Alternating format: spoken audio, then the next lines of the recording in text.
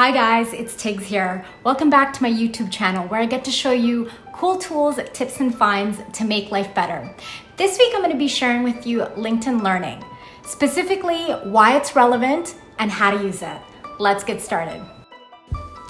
According to the Future of Jobs Report 2020 by the World Economic Forum, automation in tandem with COVID-19 recession is creating a double disruption scenario for workers.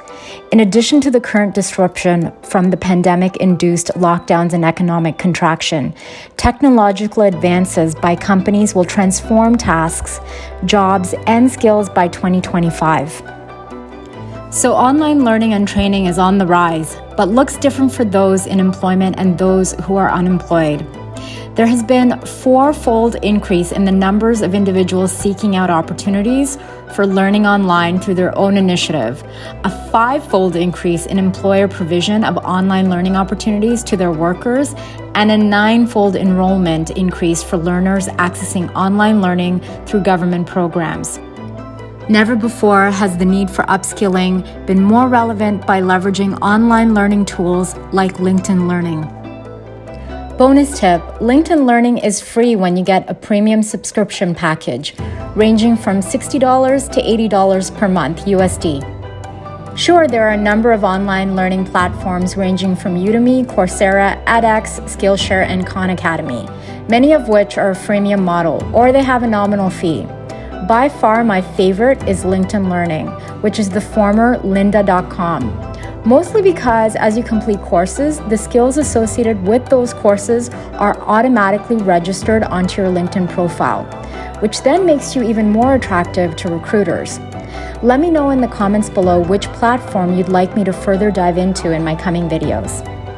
From your home page, go to the work icon, and that's specifically to LinkedIn Learning, where you'll be brought to the main home page of LinkedIn Learning.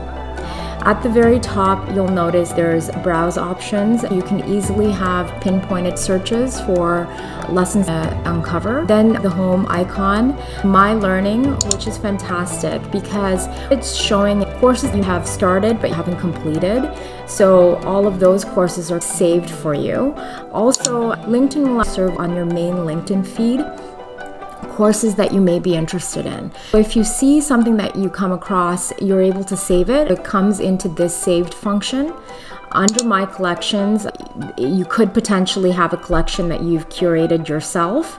And this is your learning history. This is all of the courses that you would have completed, which is fantastic because LinkedIn has it all tracked and available to also share. If there's a particular course that you're really proud of and you want to be able to share it with your LinkedIn feed in order to get some feedback from colleagues and your boss, you can do that. If there's specific areas that you're looking to improve, you can save it under the skills that you're interested in, and then LinkedIn will make sure to curate content that's appropriate for your interests.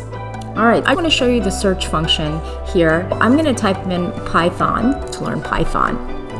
Right away, there is over 6,000 results. At the left-hand side, you'll see 193 courses, and it'll also give you the level, beginner, intermediate, advanced, also the time it's going to take to complete, and other associated languages that you potentially would have an interest in. If you click on the Browse section, you'll also notice that there are a ton of courses that you can also leverage.